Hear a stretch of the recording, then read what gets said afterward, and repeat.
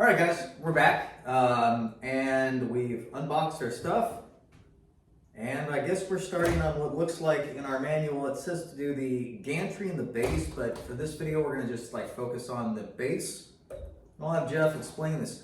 Jeff, I noticed right off the back, the first thing I see here is this plate, and it's got like thumbprints on it. So I can pull it off, and it's double-sided.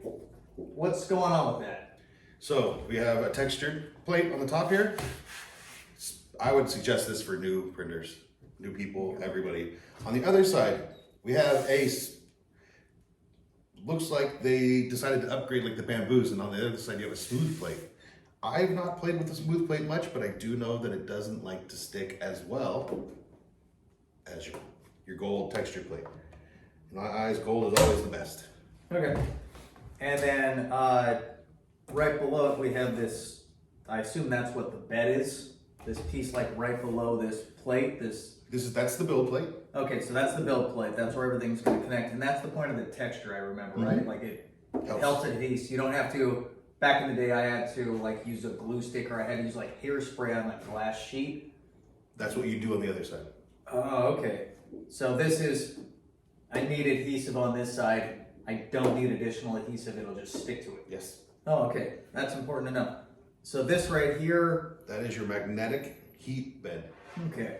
And I took a look at it earlier before we opened the video, but if I come underneath here, if we all take a look underneath, there appears to be some type of padding. What is that? That is the cover to keep you from getting burnt by the heat pad. Okay. So those are the heat pads. That's the insulation. Nice. And then it's on like a slide rail. Slide rail. Nice. It connects to this belt here that runs off the stepper motor, which gives you your functionality front to back. Okay, and so I guess what are you gonna call the like belt? Is that's the like y-axis it's on or something? It actually says right here on this motor. Oh, good. Yep, right there. Kind of hard to see in the video, but it says Y On the motor itself. on the motor itself. Okay, so let's slide that back.